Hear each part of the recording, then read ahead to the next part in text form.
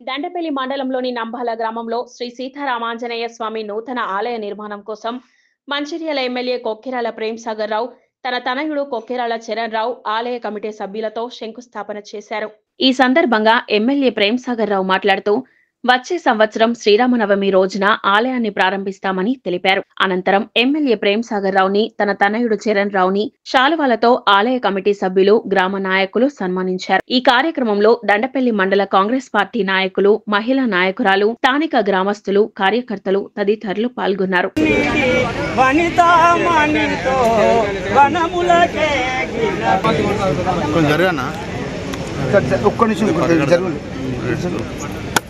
అక్క నువ్వు కొద్దిగా అటు జరుగు ప్లీజ్. లచ్చన్న ఇట్లా ఈ పక్కకి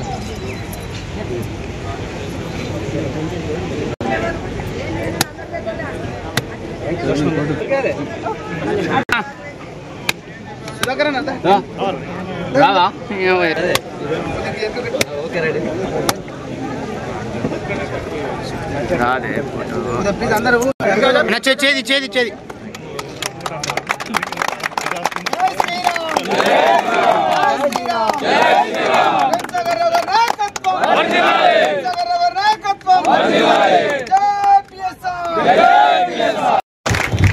అదేవిధంగా సార్ ఇక్కడ మా పర్మిషన్ వెనకాల ఒక ముఖ్యమైన వ్యక్తి ఉండు, తను శంకర్రావు.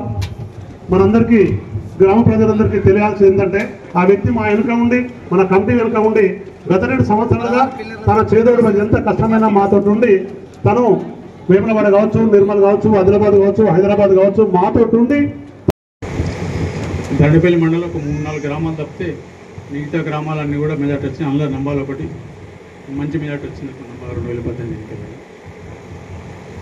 సరే ఈ మధ్య కొత్త పిచ్చగాల చదువు చెప్పింది కానీ ఆయన అయిపోయింది, గాలి వచ్చింది వెళ్ళిపోయింది, కుర్పాల పడినట్టు వెళ్ళిపోయింది. ఇక్కడ ఏదైతే కార్యక్రమం తీసుకుంటారో గోపస్వామి ఆలయ కమిటీ చైర్మన్గా దాదాపు గ్రామంలో 40 లక్షల రూపాయలు జమ చేసి 10 లక్షల రూపాయలు ప్రభుత్వాన్ని కట్టి మిగతా 40 లక్షల రూపాయలు మనకు శాంక్షన్కి అవన్నీ జరుగుతాయి. మీరు ఏ రకమైన సందర్భం చెప్తాలో చెప్తున్నా, మీకు ఖచ్చితంగా వచ్చే శ్రీరామనవమికి ఈ గుడి ఓపెన్ చేస్తాం. రెండోది మా తిరుమూర్తి లాస్ట్కి ఇంకొద్ది రోజులు అయితే లాస్ట్కి అయ్యగారు కూడా పనిచేసి అయ్యగారు ఇక్కడున్న మండల నాయకులు, గ్రామానికి సంబంధించిన మాజీ సర్పంచులు, మిగతా గ్రామానికి సంబంధించిన ఇతర నాయకులు, మండలం నుంచి ఈ గ్రామానికి వచ్చిన నాయకులందరికీ ప్రత్యేకంగా ఈ మా గ్రామం నుంచి వచ్చిన పెద్దమ్మలు, అక్కలు, చెల్లెళ్ళు, అన్నదమ్ములు ఈ మండలానికి వచ్చినట్టు ఇది ఒక రకమైన ఫీలింగ్ వస్తుంది. సరే సొంత మండలం ఒకటి, అన్నిటికన్నా ఎక్కువ కూడా మొదటి నుంచి కూడా అన్ని ఇక్కడికి వస్తే ఏదో రకమైన ఒక నమ్మకం, ఒక ధైర్యం ఇవన్నీ మండలానికి ప్రజలు తీసుకొస్తుంది. తప్పకుండా ఈ గుడికి ఏ రకమైన ఇబ్బంది వస్తుంది. ఇవాళ సరే అఫీషియల్ అనౌన్స్ చేసిన చెప్పి నేను చెప్తాను, మీకు ₹1,00,00,000 వరకు నేను ఇస్తాను. ఈ గ్రామానికి పక్క గ్రామానికి అన్న నుంచి 20 లక్షలు తీసి ఖచ్చితంగా ఈ గుడికి పెట్టాడు. దానికి ఎవరి వంకని భయపడేవాళ్ళు. ఇక మిగిలింది ఇప్పటిదాకా అభివృద్ధి గురించి మాట్లాడుతున్నాం. తప్పకుండా అభివృద్ధి సంక్షేమం అనేది బండికి 2 ఎడ్ల లెక్క నడవాల్సిందే. ఇప్పటిదాకా అభివృద్ధి ఫోకస్ చేసిన అభివృద్ధి అనేది జరుగుతుంది. ఇంకా అది నిరంతర ప్రక్రియ ఆగేది కాదు. ఇప్పుడు ఏదైతే సంక్షేమం ఉందో మిగిలిపోయిన కార్యక్రమం కొన్ని చేసినాం. కానీ ఇతర గ్రామాల్లో చెప్తున్నాం, వాళ్ళు కరెంటు కానీ, గ్యాస్ కానీ, లేకపోతే ఆరోగ్యశ్రీ కానివ్వండి, లేకపోతే రైతు రుణమాఫీ. ఇలా కొత్త పిచ్చాలకు మాట్లాడుతూ రుణమాఫీ గురించి మాట్లాడే హక్కాలకు లేదు. కానీ ప్రతి గ్రామాన్ని లిస్టు పెడతా నేను తయారు చేస్తున్నాం. ఎంతమందికి రుణమాఫీ అయింది, ఎందరికి కాలేదు, ఎంతమందికి మన కరెంట్ మాఫ్ అయింది, ఎంతమందికి గ్యాస్ వస్తుంది, ఎంతమందికి ఇప్పుడు మిగతా ఆరోగ్యశ్రీ ఇచ్చాము, ఇట్లా ఇచ్చినాయని ఉన్నాయి. రుణమాఫీ కానీ మిగతా ఉన్నాయి. ఇందిరమ్మ ఇల్లు కూడా వస్తున్నాయి, పెన్షన్లు కూడా వస్తున్నాయి. ఇందిరమ్మ ఇల్లు కూడా మీరు ఎవ్వరు ఇబ్బంది పడకండి. ఇలా మీకు మాటిస్తున్నాను నేను, గ్రామంలో ఎందరో అర్హులు ఉంటే అందరికీ 4 దఫాలు ఇవ్వడం జరుగుతుంది. ఈ సంవత్సరం కొందరికి 2, 3, 4. ఇప్పుడు ఏం చేస్తామంటే ఎక్కడెక్కడైతే చుట్టుపక్కల గ్రామాలు ఉన్నప్పుడు 4-5 గ్రామాలు కలిపి ఈ సంవత్సరం ఒక్కడిస్తాం. అంటే ఏమైందంటే ఒక గ్రామంలో 60-70 కడితే ఎందుకంటే కాలం లెక్క కట్టచ్చు. ఇంటికి గ్రామానికి 15 ఇచ్చినాం అనుకోండి, అక్కడ కాదు. అందుకోసం చెప్తే నేను ఎవరి కోపం కాదు. ఖచ్చితంగా మండలంలో ఎందరో అర్హులు ఉంటే అందరికీ ప్రతి ఒక్కరికి ఇల్లు వస్తాయి. రెండోది ఇందిరమ్మ ఇల్లు ఇంకొకటి మిగిలిపోయింది, పెన్షన్ల కార్యక్రమం. ఎన్నికల ముందు చెప్పినాం, ఇవాళ కూడా చెప్తున్నాం. మళ్ళీ ఎవరైతే మన ప్రభుత్వం వచ్చిన తర్వాత, ఇందిరమ్మ రాజ్యం వచ్చిన తర్వాత అప్పటివరకు పెన్షన్ రాను అప్లై చేసుకున్నారు. వితంతు అంటే విడో పెన్షన్స్ కావచ్చు, ఓల్డ్ ఏజ్ పెన్షన్ కావచ్చు, లేకపోతే హ్యాండిక్యాప్ పెన్షన్ కావచ్చు, వాళ్ళందరికీ కూడా జూన్ 30 లోపల పెన్షన్ ఇచ్చే కార్యక్రమం జరుగుతుంది. అర్హులైన ప్రతి ఒక్కరికి పెన్షన్ ఇచ్చే కార్యక్రమం. దాంట్లో కూడా ఇలా స్పష్టంగా చెప్తున్న మిగతా వాళ్ళ యొక్క అబద్ధాలు ఉన్నాయి. ఇవాళ రాష్ట్రం ఉన్న ఆర్థిక పరిస్థితి దృష్ట్యా 4,000 ఇస్తా అని చెప్పిన మాట వాస్తవం. కానీ ఇప్పుడు ఇచ్చేది 2,000 మాత్రం. అర్హులైన అందరికీ రావడంలో కూడా 2,000 లెక్కన ఇవ్వడం జరుగుతుంది. పాత వాళ్ళకైతే 2,000 వస్తుంది, కొత్త వాళ్ళకు కూడా 2,000 ఇస్తాం. ఒక సంవత్సరం 2 సంవత్సరాలు రాష్ట్ర ఆర్థిక పరిస్థితి మెరుగుపడ్డాక ఖచ్చితంగా మళ్ళీ ఏదైతే 4,000 చెప్పినా అది కూడా వస్తుంది. కాకపోతే ఉన్న పరిస్థితుల్లో ఇప్పుడు ఇచ్చే పరిస్థితి లేదు. కాకపోతే అర్హులైన ప్రతి ఒక్కరికి ఇవ్వడం జరుగుతుంది. మిగిలింది సన్నబియ్యం కార్యక్రమం అందరూ తెలుసు. సన్నబియ్యం కార్యక్రమం రేషన్ కార్డులు కూడా ఎవరైనా రాను లేవు, ఇబ్బంది పడకండి. ఇది ఒక దినంతో అయ్యేది కాదు, ఒక దినంతో పోయేది కాదు. నేనున్న ఆ మాట చెప్తాను, ఇలా మళ్ళీ చెప్తాను. ఈ నియోజకవర్గం మొత్తాన్ని, నంబాల గ్రామంతో పాటు నియోజకవర్గం మొత్తాన్ని నేను నా కుటుంబం అనుకుంటాను. నా కుటుంబంలోని పెద్ద దిక్కు అనే ఒక ఆలోచన చేస్తాను. అదే ఆలోచన ఉంటుంది, వాళ్ళని ఏం తేడా రాదు. ఖచ్చితంగా నేను ఉన్న రోజులు ఆ కార్యక్రమం వస్తుంది. ఏ కార్యక్రమం కానీ నేను మీటింగ్లో కూడా చెప్పడం జరిగింది. మంచిర్యాలను రాష్ట్రంలో అన్ని చాలా ఒక దాంట్లో కాకుండా అన్ని రంగాలలో నెంబర్ 1 చేయడం ఒకటే కార్యక్రమం. అదే పెట్టుకున్నాం. దానికి భగవంతుడు సహకరించిన గూడెం సత్యనారాయణ స్వామి అందరూ సహకరించిన వాళ్ళు సహకరించడంతో వాళ్ళు ఆశీర్వాదంతో పాటు దండపల్లి మండల ప్రజలు కానీ నియోజకవర్గం ప్రజలు మొత్తం ఇలా నన్ను పెద్ద నమ్మకంతో మా ఇంట్లో కొడుకో లేకపోతే మా ఇంట్లో ఒక అన్నో అనుకునే విధంగా వేసి గెలిపించింది కాబట్టి ఆ బాధ్యత నా మీద ఖచ్చితంగా బాధ్యత నుంచి పారిపోయే ప్రసక్తి లేదు, భయపడే ప్రసక్తి లేదు.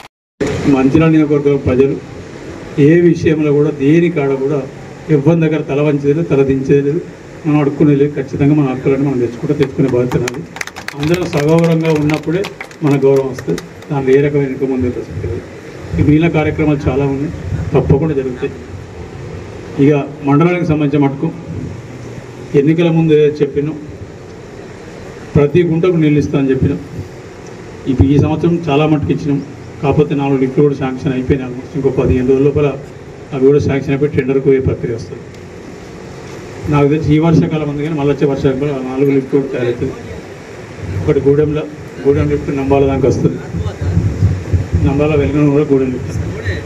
ఇంకోటి ద్వారక ఉన్నది, ద్వారక లిఫ్ట్ పెద్దపేట, ద్వారక, కొండాపూర్, నర్సాపూర్, మేదర్పేట, పెద్దపేట, ఈ లక్ష్మీమంతాపూర్ దానికి ఆధారిస్తుంది. ఇంకోటి గుర్రేలు ఉంది, గుర్రేలు, అల్లిపూరు, మిగతా తాళ్ళపేట, నాగసముద్రం, కాలువ గీతల పక్క నాగసముద్రం, మాకలపేట ఆ ప్రాంతాలకు వస్తుంటే మండలంలో ఉన్న వ్యవసాయ భూములను ప్రతి గుంటకు నిలుస్తా అని చెప్పి నా కార్యక్రమం అయిపోయింది. ఈ వర్షాకాలం కాక వచ్చే వర్షాకాలం అది కూడా అయిపోయింది. మొత్తం ఎవరి మోతాదులే పడిచ్చేది, మన నీళ్ళు మనయే, మన భూములు మనయే.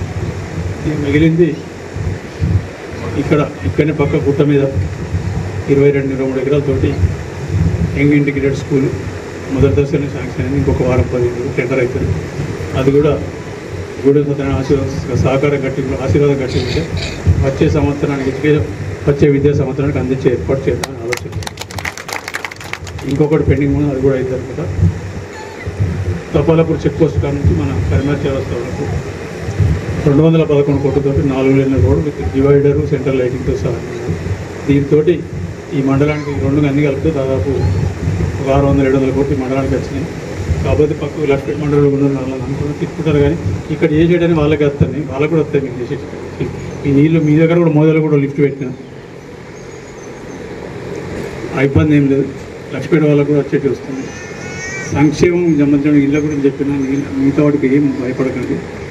అలా ఈ రాష్ట్రంలో ఏదైనా ముఖ్యమంత్రి ఉప ముఖ్యమంత్రి మనకు రావాల్సి, వాళ్ళకన్నా ఒకటి ఎక్కువ తీసుకొచ్చుకున్నాం, తక్కువ తీసుకొచ్చుకున్నాం. ఇంకా మిగతా ద్వారకల్ని 3 కోట్లతో హాస్టల్ కూడా స్టార్ట్ అయిపోయింది, పని నడుస్తుంది. ఇంకొక 15 రోజుల దండపల్లి కూడా జూనియర్ కాలేజ్ 3.5 కోట్లు, అది కూడా శాంక్షన్ అవుతుంది, అది కూడా వస్తుంది. లింగాపూర్ కూడా ఇంకా కొత్త హాస్టల్ వస్తుంది. ఇట్లా విద్య మీద అన్ని రకాల ఫోకస్ పెడుతుంది. ఈ వ్యవసాయానికి సంబంధించిన మటుకు ఇప్పుడు ఇది సమయం కాదంటే మళ్ళీ మాట్లాడుతున్నాను. 2వ పంట వడ్లు మాత్రం వేసేది, వడ్లు కొనటోళ్ళు ఎవరు లేరు. మీరు ఇబ్బందులు పడతారు, నేను ఇబ్బందులు పడతాను. మీకు చెప్తాను మీ పంటలు అమ్మించే బాధ్యత. నాకు ఉదాహరణ ఒకటే చెప్తున్నాను. ఇవాళ నిర్మల్ కాన్స్టిట్యున్సీ, నిర్మల్ జిల్లాలో గడిచిన 12 సంవత్సరాల నుంచి మొక్కలు ఇస్తారు. అక్కడ 15,000 ఎకరాలు ఇస్తారు. పక్కకున్న జగిత్యాల జిల్లాలో జగిత్యాల కాన్స్టిట్యున్సీ కూడా దాదాపు 12-10,000 ఇస్తారు. వాళ్ళు కూడా 10 ఏళ్ళు వాళ్ళకి కొనుగోలు సెంటర్ లేదు. ప్రైవేట్ వాళ్ళకి అమ్ముకుంటే బ్రోకర్లు చెవడతో లాస్ట్కి ఏమవుతుంది, 8 రకాల మోసం జరుగుతుంది. మన దగ్గర ఈ సంవత్సరం 3,700 ఎకరాలు దండపల్లి మండలం వేసారు. లక్ష్మీపేట వచ్చేసి 600-700, దండపల్లి మన ఆజపూర్లో ఒక 400 ఎకరాలు. మొట్టమొదటి సంవత్సరం వేసిన సెంటర్లు తీసుకొచ్చిన మొత్తం నా ఉత్తర తెలంగాణ మన దగ్గర సెంటర్లు వచ్చినాయి. మొక్కల సెంటర్లు ఎక్కడ ఎందుకు చెప్తున్నా అంటే రైతులకు భరోసా, మీరు చేస్తే కొనుక్కుంటున్న ఒక నమ్మకం, దాంతో చేసినాం. రైతులందరికీ మరొకసారి చెప్తున్నా, మీరు ఎవరి కింద తల వంచలేదు, ఎవరి దగ్గర చేయి రాకపోతే నేను ఉన్న రోజుల పరిస్థితి రాకపోతే నీళ్ళ గురించి కానీ పంటల కొనుగోలు గురించి కానీ మిగతా గురించి ఇబ్బంది లేదు. ఇంకొకటి ఏంటంటే ఇది నా సొంత మండలి. సరే నేను ఇక్కడ పుట్టపోయినా మా నాన్న వాళ్ళు ఇక్కడనే పుట్టింది, మా తాత అంతా ఇక్కడనే జరిగింది. పొద్దుగాల నేను నచ్చినట్టు శంకర్ ఆ సెంటిమెంట్ అనేది పెట్టి దారికి కూడా అలానే పాటలు అని చెప్తాను. తప్పకుండా మండలమే సొంత మండలి కాబట్టి అన్నీ చేసుకోవడం జరుగుతుంది. ఏ రకమైన ఇబ్బంది లేదు.